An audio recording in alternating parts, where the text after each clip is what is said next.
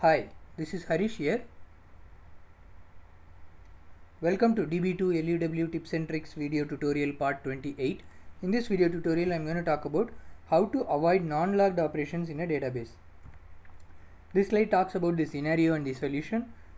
Typically, all transactions in a database are logged. Like whenever you do some insert operation, delete operation, update operation on the tables, or even create table, alter table, like any kind of DDL and DML operations on the table are logged in the transactional log space in the database. However, there are certain non-logged operations that are available which you can do against a table. So what are those types of non-logged operations? Non-recoverable load. You can use load utility with the keyword non-recoverable, indicating that the data should be loaded on the table with very less amount of logging and it need not be a recoverable load. So what happens in that case is the load will be faster because the logging overhead is considerably reduced, but when you do a roll forward recovery, the table will be marked as invalid and it will not be accessible. So similarly, another type of non-logged operation is called as not logged initially. So this is an attribute which you can set at a table level during either create table command or using an alter table. You can activate this not logged initially attribute. Once activated, within that unit of work, whatever transaction you do against that particular table will not be logged. So again, this also will suffer from the same negative impact on a table roll forward recovery. And also inline LOBs are another such non-logged operation. So when you have a table with a inline LOB column, you can choose to whether the LOB column should be logged or not logged. So these kind of non-logged operations are available. They create a negative impact on the table roll forward recovery. And another huge negative impact they will have is on the HADR standby databases, because the HADR, the crux of HADR itself is dependent on the log shipping from the primary system to the standby system.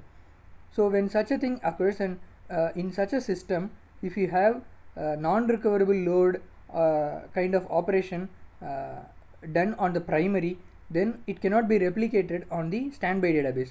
So technically the HADR is still intact, but when the takeover happens, like they say the standby is becoming a primary database after takeover.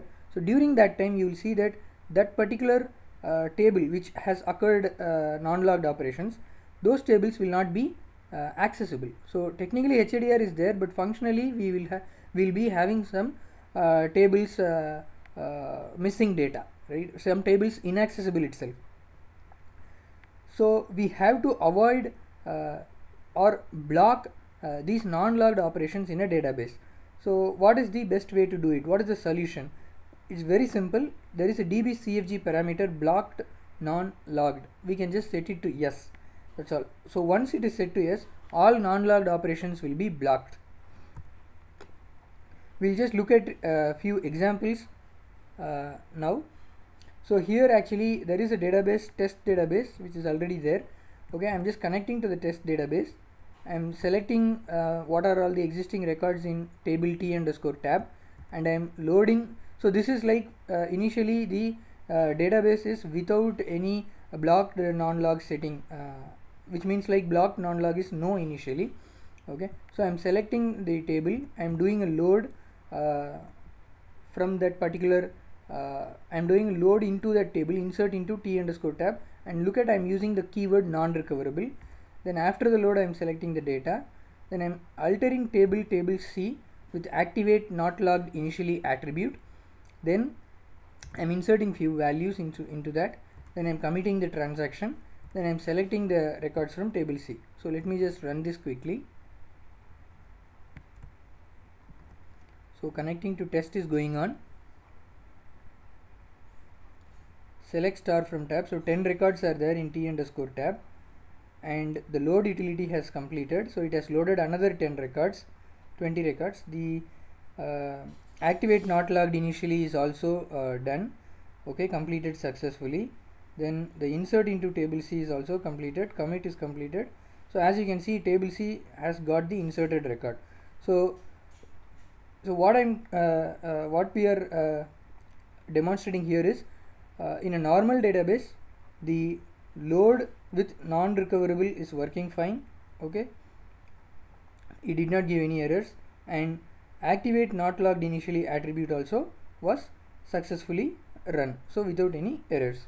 Okay, so now let me just reset the tables and look at the important thing here. I'm going to update the DBCFG using blocked non-log yes. So this time actually what I'm doing is I'm initiating the blocked non-logged yes. So which means that going forward, so if I use the load utility again with the non-recoverable option and not logged initially, activate not logged initially on that particular table, so these two operations should fail now. Okay, it should not allow such operations to continue. You can see that the load gave some error and it came back without executing, and the alter table activate not logged initially also is coming out with some errors. Okay, it's not able to set that particular not logged initially attribute to that particular table, and I have committed the transaction. Okay, so and this is like you need not restart the system or anything like that. So you like I can show you one more thing. I can again set it as no. Okay, then if I run the same thing again, it will be running successfully. Okay, so you need not do any restart or something like that. See here I'm updating, now everything got successful. Okay, so it's as simple as that. So it's just one particular DB parameter setting that we need to set. Okay, now I have again deleted it, so I'll just db2 connect reset and come out of this. Okay, so it's as simple as that. Blocked non-logged, that's the parameter you should set. Extremely useful in case of HADR environment, because you know, we don't want people to say you know, incorrectly or unintentionally we did a non-logged operation on the primary, so the standby will be out of sync like that. So that error situation will not occur. It is very useful setting for HADR databases. Thanks very much for watching the video tutorial. Please subscribe to my channel DB2 LUW Academy. See you in the next video tutorial. Thank you. Bye bye.